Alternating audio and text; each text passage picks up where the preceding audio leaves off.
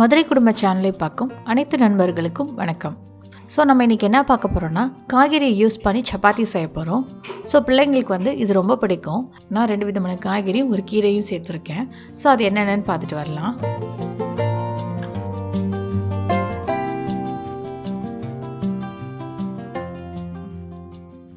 ஒரு கப் கோதுமை மாவு, அதே மாதிரி துருவின கேரட் 1/2 கப்,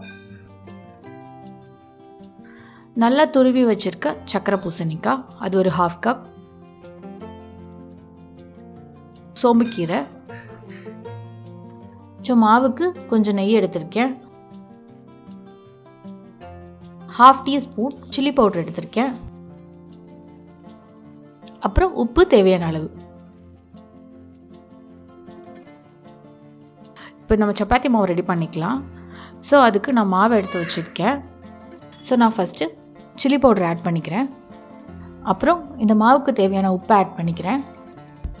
அப்புறம் நம்ம வச்சுருக்க சோம்புக்கீரை, கேரட், சக்கரை பூசணிக்காய், ஸோ இதெல்லாம் ஆட் பண்ணி லைட்டாக பிசைஞ்சு விட்டுடுவோம். லைட்டாக பிசைஞ்சு விட்டதுக்கப்புறம் நான் இதில் 1 டீஸ்பூன் நெய் யூஸ் பண்ணிக்கிறேன். ஜஸ்ட் ஒரு சாஃப்ட்னஸ்க்கும் ஒரு ஃப்ளேவருக்கும் தான். கொஞ்சம் கொஞ்சமாக தண்ணி ஊற்றி பிசைஞ்சிக்கலாம்.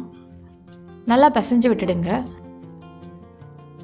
ரொம்ப இலக்கெல்லாம் பிசைய வேணாம், ஏன்னா நம்ம காய்கறி போட்டனால கொஞ்சம் ஈரப்பதத்தோடு தான் இருக்கும். இது ஒரு 15 மினிட்ஸ் ஊறட்டும்.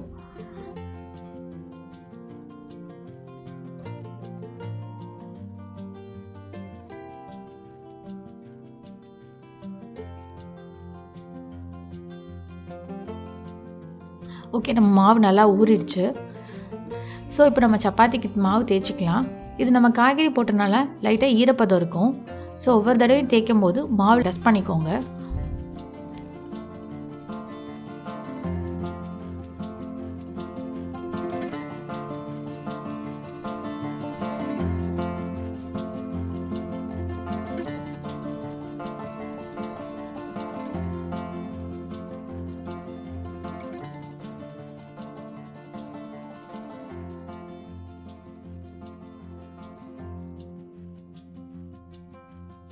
ஸோ இப்போ பேனை ஹீட் பண்ணிக்கலாம்.